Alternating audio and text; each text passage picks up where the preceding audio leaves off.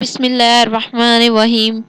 اللہ اور اس کے رسول حضرت محمد صلی اللہ علیہ وآلہ وسلم بار بار حضرت امام حسین رضی اللہ تعالی عنہ کو بلند کر کے دنیا کو یہ بتاتے تھے کہ حسین رضی اللہ تعالی عنہ مجھ سے ہے اور میں اس حسین رضی اللہ تعالی عنہ سے۔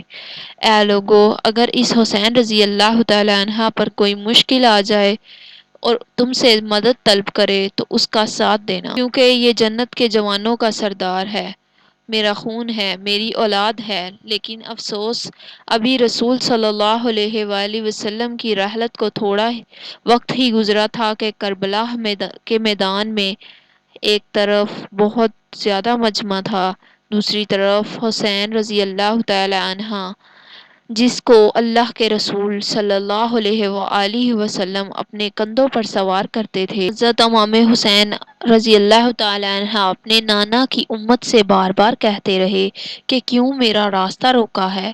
اے لوگو، پہچانو، میں تمہارے نبی صلی اللہ علیہ وآلہ وسلم کا نواسا ہوں۔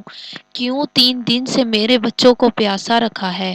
کیوں میرے عزیز و وقار رب کو شہید کیا ہے؟ بتاؤ، کیا میں نے رسول صلی اللہ علیہ وآلہ وسلم کی شریعت میں ترامیم کی ہے؟ کسی انسان کا حق کھایا ہے؟ کسی انسان پر ظلم کیا ہے؟ لیکن فوج عزیز ایک آواز میں کہنے لگی، اے حسین رضی اللہ تعالی عنہ، ہم سب تجھے تیرے بابا علی رضی اللہ تعالی عنہ کے پرس میں قتل کر رہے ہیں تاکہ یزید ہماری جھولیاں دولت سے بھر دے۔ امام حسین نے فرمایا، اے لوگو، آج جس اسلام کا عالم تمہارے ہاتھ میں ہے، یہ عالم میرے بابا علی رضی اللہ تعالی عنہ نے بلند کیا۔ یہ مت بھولنا، خیبر خندق میں اگر علی رضی اللہ تعالی عنہ نہ ہوتے تو اسلام کی فتح ناممکن تھی۔ وہ علی جس نے پوری زندگی اسلام کی تبلیغ کی حق کو بلند کیا، رسول صلی اللہ علیہ وآلہ وسلم کی حفاظت کی، آج اس علی کو یہ اجر دے رہے ہو۔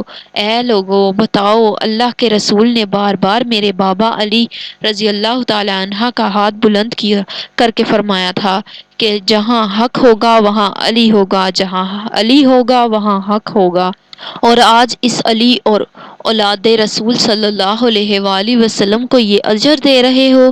اتنے میں یزید کی فوج کے سپہ سالاروں نے دیکھا کہیں فوج میں بغاوت نہ ہو جائے۔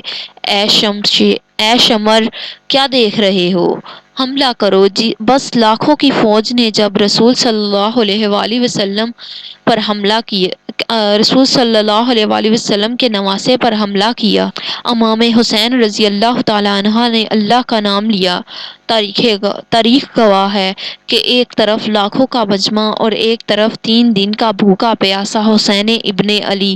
زمین پر اس طرح کی جنگ پہلے کبھی نہیں دیکھی تھی کہ ایک تنہا انسان لاکھوں کے مجمع کو اس طرح مار رہا ہے کہ فوج یزید واپس لوٹ کر بھاگنے لگی۔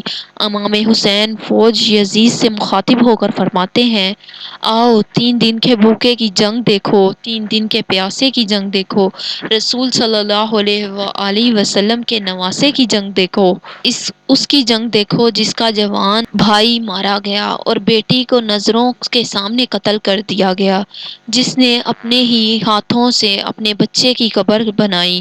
امام حسین شیر کی طرح فوج یزید سے لڑ رہے ہیں، اتنے میں آواز غائب آتی ہے، حسین رضی اللہ تعالی عنہ، تیرا اللہ تجھ سے راضی ہوا، تیرا اللہ تجھ سے راضی ہوا۔ بس اس صدا کا سننا تھا، امام حسین نے اپنی تلوار کو تھام لیا۔ اتنے میں یزید کی فوج میں سے ایک بندہ کہتا ہے، شمر، کیا دیکھ رہے ہو؟ یہ علی کا شیر ہے، اس کو مات دینا ناممکن ہے، جاؤ خیموں کو آگ لگا دو۔ کچھ ظالموں نے بیبیوں کے خیموں کو آگ لگا دی اور کچھ امام حسین کو دور سے تیر مارنے لگے۔ امام حسین رضی اللہ تعالی عنہ کبھی بیبیوں کے خیموں کی طرف بڑھتے ہیں اور کبھی فوج کی طرف بڑھتے ہیں۔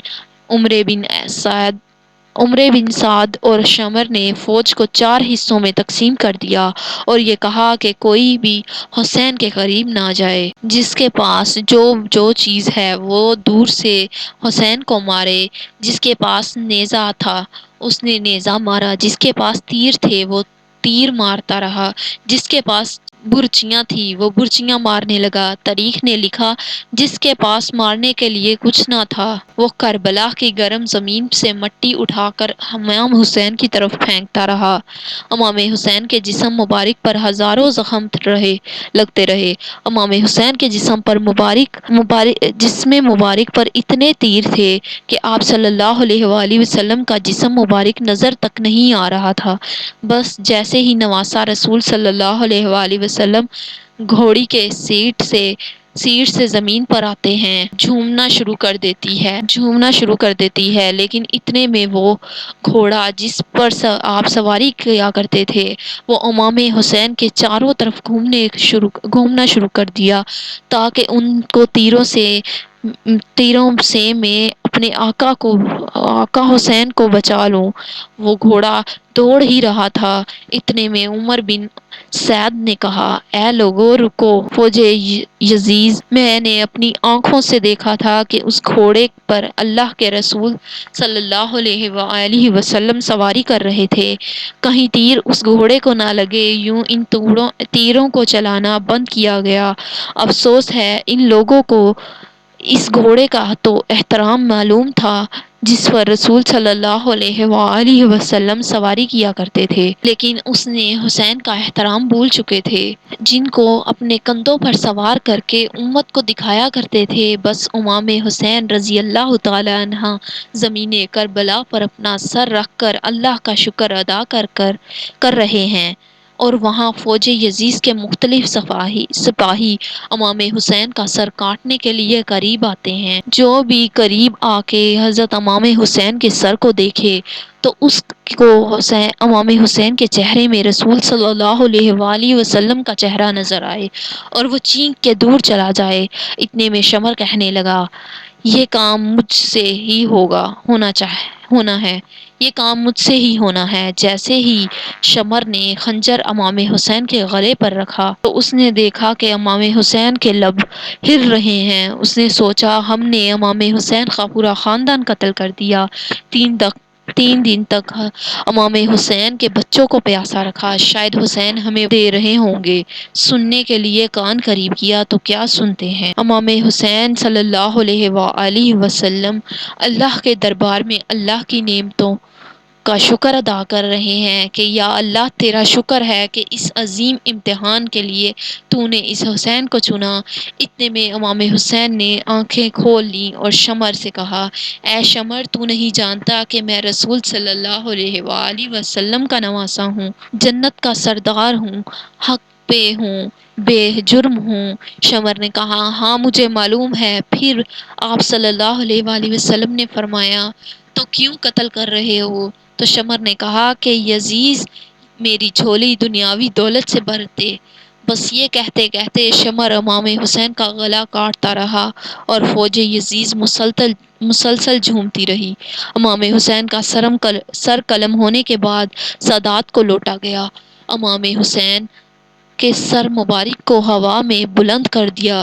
بی بی سکینہ کو تمانچے مارنے لگے۔ رسول صلی اللہ علیہ وآلہ وسلم کی نواسیوں کے سروں سے چادروں کو لوٹ لیا۔ تاریخ نے لکھا کہ امام حسین کے جسم مبارک پر جو جو چیزیں تھیں، اتنے میں ایک شخص امام حسین کے جسم کے قریب آیا۔ امام حسین کے ہاتھ میں ایک انگوٹھی پہنی تھی، اتارنے کی کوشش کی، نہ اتری، وہ انگلی کاٹ کر انگوٹھی لے گیا۔ آپ کے جسم مبارک کو رسیوں سے باندھ کر کربلا کی گرم زمین پر ادھر ادھر گھسیٹا گیا۔ اتنے میں عمر بن سعد نے کہا، اے شمر، حسین صلی اللہ علیہ وآلہ وسلم اور اس کے ساتھیوں کی لاش کا وہ حشر کرتے ہیں کہ رہتی دنیا تک کوئی بھی یزید کے خلاف آواز نہ اٹھا سکے۔ سب کے جسم سے سروں کو لوٹ لو اور سب کی لاشوں کو پامال کر دو۔ زمین کربلا گواہ ہے کہ کہیں سے وہ قبیلہ اٹھ کے آتا ہے اور کہتا ہے کہ ہم ان کی لاش کو پامال ہونے نہیں دیں گے، اور کبھی دوسرا قبیلہ کہتا ہے ہم علی کا لاشا پامال ہونے نہیں دیں گے۔ کہیں بی بی رباب کے قبائل کے لوگ کہتے ہیں کہ ہم علی اصغر اعلی شاہ پامال ہونے نہیں دیں گے۔ ایک ایک شہید کی لاش پامال ہونے والی جگہ سے ہٹائی گئی۔ تاریخ گواہ ہے کہ صرف رسول صلی اللہ علیہ وآلہ وسلم اکیلا نواسہ تھا۔ کربلا کی گرم زمین پر پڑا رہا اور مغرب کے گھوڑے مغرب کی طرف دوڑتے رہے اور امام حسین کا جسم پامال ہوتا رہا۔ حضرت امام حسین کی لاش کو اس طرح سے پامال کیا گیا کہ ان کے دائیں پسلیاں بائیں پسلیوں کی طرف چلی گئی اور بائیں پسلیاں دائیں پسلیوں کی طرف چلی گئی، جن کا سینہ اور پشت کے ساتھ پشت ایک ہو گئی۔ سلام ہو ہمارے حسین پر جس کے جسم مبارک کے ٹکڑوں کو زمین کربلا پر بکھیرا گیا۔ سلام ہو، سلام ہو، سلام ہو۔ تو دوستو، ویڈیو پسند آئے تو ویڈیو کو لائک شیئر کمنٹ ضرور کیجیے گا۔ چینل پر نیو ہیں تو چینل کو سبسکرائب کیجیے گا۔ ملتے ہیں نیکسٹ ویڈیو میں، تب تک کے لیے اللہ حافظ۔